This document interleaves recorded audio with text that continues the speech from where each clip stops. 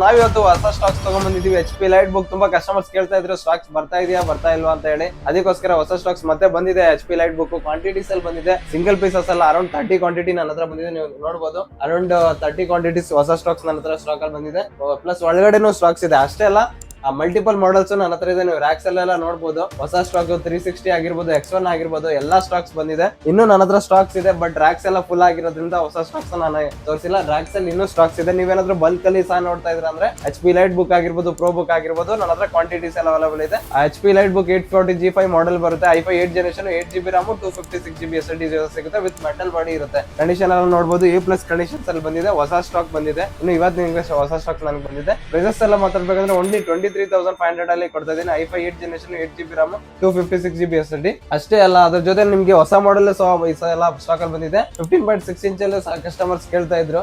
ಅದಕ್ಕೋಸ್ಕರ ಹೊಸ model ತಗೊಂಡ್ಬಂದಿದ್ದೀನಿ. 850G5 model ಬರುತ್ತೆ. HP light book 850G5 model, i5 8 generation, 8GB RAM, 512GB ಅದರಲ್ಲಿ storage ನಿಮಗೆ ಸಿಗ್ತಾ ಇದೆ. ಪ್ರೈಸಸ್ ಬಗ್ಗೆ ಮಾತಾಡ್ಬೇಕಂದ್ರೆ ಓನ್ಲಿ 28,000 ಅಲ್ಲಿ ಕೊಡ್ತಾ ಇದೆ. ಏನಾದ್ರು ನೋಡ್ತಾ ಇದ್ರೆ ವಿಡಿಯೋ ಅಂತಂದ್ರೆ ನಿಮ್ಗೆ ಏನಾದ್ರು ಮಲ್ಟಿಪಲ್ ಮಾಡೆಲ್ಸ್ ಆಗ್ಬೇಕಂತಂದ್ರೆ ಯಾವ್ದೇ ಮಾಡೆಲ್ ಆಗಿರ್ಬೋದು, HP ಡೆಲ್ ಏನೋ ಯಾವ್ದೇ ಮಾಡೆಲ್ಸ್ ನಿಮ್ಗೆ ಬೇಕಂತಂದ್ರೆ, ಏನೇ ನಿಮ್ಗೆ ರಿಕ್ವೈರ್ಮೆಂಟ್ಸ್ ಆಗಿರ್ಬೋದು, ಏನೇ ನಿಮ್ಗೆ ಡೌಟ್ಸ್ ಇದ್ರೆ ಕೆಳಗಡೆ ಕೊಟ್ಟಿರೋ ನಂಬರ್ ಅಲ್ಲಿ ಕಾಂಟ್ಯಾಕ್ಟ್ ಮಾಡಿ.